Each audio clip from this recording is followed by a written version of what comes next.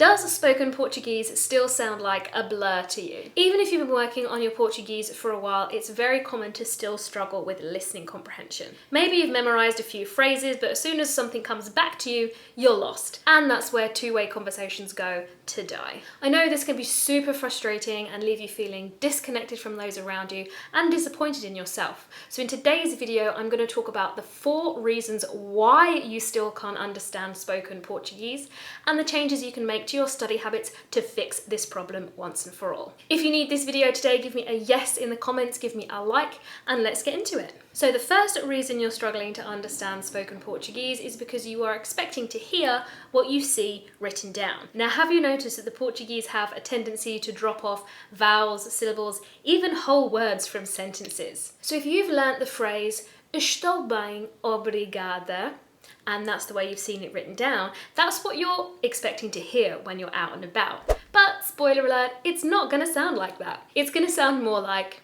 "Estou bem, obrigado." What?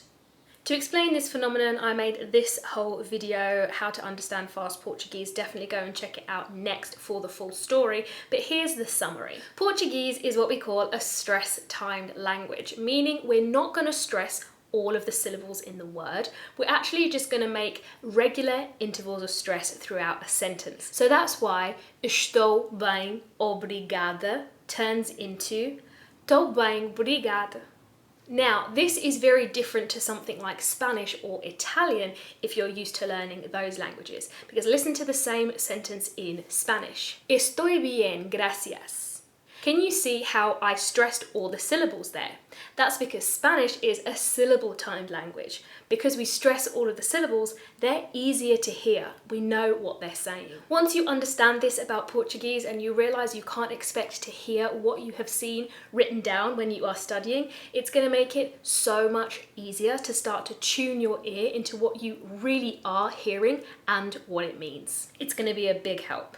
The next reason you are struggling to understand is because the audio input you are using is too difficult for you. Can you follow the audio on an app that you're using to learn Portuguese, but not follow the news? There's actually a really important linguistic theory that is going to help us understand why this is. It's Stephen Krashen's theory of second language acquisition, and here is what he says. The learner improves and progresses along the natural order when he or she receives second language input that is one step beyond his or her current stage of linguistic competence. So this means that you need to be listening to audio clips where you're going to understand about 60% of the words and vocabulary used, and that extra 40% is what is going to stretch you and where you're going to learn something new, but you're not completely lost. So the reason why you're unable to follow the news or a soap opera, for example, or when people are just talking on the radio, is because there is so much input that you don't understand. So I know what you're going to say. Where can we find this kind of comprehensible input that's going to stretch us but not leave us lost? Well, the truth is it is really difficult to find in European Portuguese. So what I recommend doing is breaking down real life dialogues in practical situations that you're going to find yourself in. The supermarket, the cafe, the restaurant. This is something we do inside my Portuguese Pro program. We break down these easier types of conversation and use those for listening practice. So if you want a sneak peek of one, you can head to the description where my free lesson for beginners is waiting for you. We break down a conversation of greeting someone on the street, which is exactly this type of input that a beginner like you needs, where you're going to understand some of the content, but not all of it. This is going to be so helpful to get you through that barrier of starting to understand spoken Portuguese. The next mistake you are probably making is that you are doing lots of extensive listening and not enough active listening. So what is the difference between the two? Well, extensive listening is when you might be watching a movie or listening to the radio in the background while you're doing something else. It's a really long period of listening where you're trying to kind of absorb and not really understand everything that's going on. To improve our listening skills, what we should be doing is lots of active listening. This means much shorter bursts of really trying to understand as much as possible. So in the beginning stages, this might be a clip of 30 seconds to 1 minute, and we wanted to have a transcription available as well. Now that's not to say you're going to go straight to the transcription and be reading and listening at the same time. What you're going to do is you're going to listen to this short piece as many times as you can, writing down as many keywords as you can.